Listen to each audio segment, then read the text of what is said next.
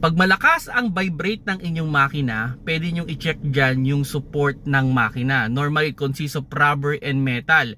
May tatlo yan sa mga front wheel drive, ano? Yung sa engine, ito yung nandito sa may side ng passenger. Sa transmission naman, dito sa may side ng inyong driver at yung nasa gitna. So, pwede nyo i-check yan physically. Number 2 dyan is pwede rin may problema kayo sa bearing ng mga pulley ninyo. Dun sa may dinadaanan ng belt. Baka may kumakalog na dyan na pulley, kaya lumalakas na yung vibration ng inyong makina. Then lastly, pwedeng nagmi-misfire na ang inyong sasakyan. Pwedeng may problema kayo sa spark plug, injector, o yung ignition coil. So yan yung mga pwede nyo i-check kung sakali mang malakas ang vibration ng inyong makina.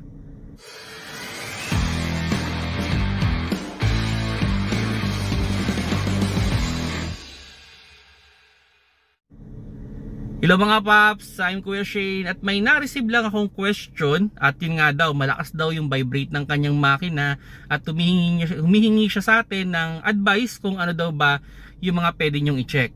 Kung yung unit ninyo ay medyo tumatanda na like mga 80,000 kilometers or nasa 5 years na, pwedeng may problema na kayo sa support, no?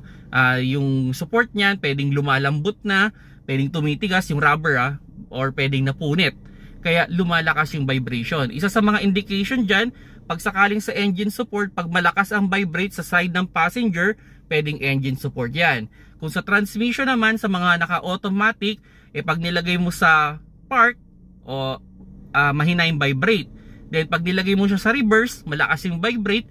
Pag nilagay mo sa neutral, nawawala ng konti yung vibrate. Pag nilagay mo sa drive, yun na, lumalakas na naman yung vibrate. So pag napupunta sa neutral or park, nawawala ng konti yung vibrate, pero pag nilalagay mo sa reverse or drive, pwedeng nagkakaroon ka ng malakas na vibration. Kung sa gitna naman yung problema, pwede namang pag kayo ay nagpa-atras abante, nagkakaroon ng kalabog na malakas sa engine. So yan yung pwedeng pag-check ninyo sa mga support ng makina. Now, pwede rin naman dun sa pulley, dun sa dinadaanan ng belt, no? Yung mga bilog dyan sa may engine natin, baka may kumakalog na. Isa sa mga pag-diagnose dyan, aside sa physical, pwede nyo tanggalin yung belt. Then, ikutin nyo isa-isa. Kung may maririnig kayo na parang grinding, or pag hinawakan ninyo, kinalog ninyo at may play siya, pwedeng yun din ang cause ng malakas na vibration. And lastly, pwedeng misfire yung inyong makina, no? Lalo na kung ang tunog ay yung parang urong sulong. Yan, yung parang pumupugak-pugak. Yan, pwedeng misfire naman yung inyong makina. So pwede nyo i-check dyan is yung spark plug, okay, ignition coil at yung injector. Yung iba, nagkakaroon din ng check engine, o yung iba pa nga, worse, nagkakaroon ng blinking check engine. So yun, posibleng misfire naman ang inyong makina. So yun mga paps, yung mga idea kung sakali mang malakas ang vibration ng inyong makina, mas okay dalhin yan sa mga trusted repair shop niyo para mas ma-evaluate ng mas maganda ang inyong sasakyan. Salamat sa panonood.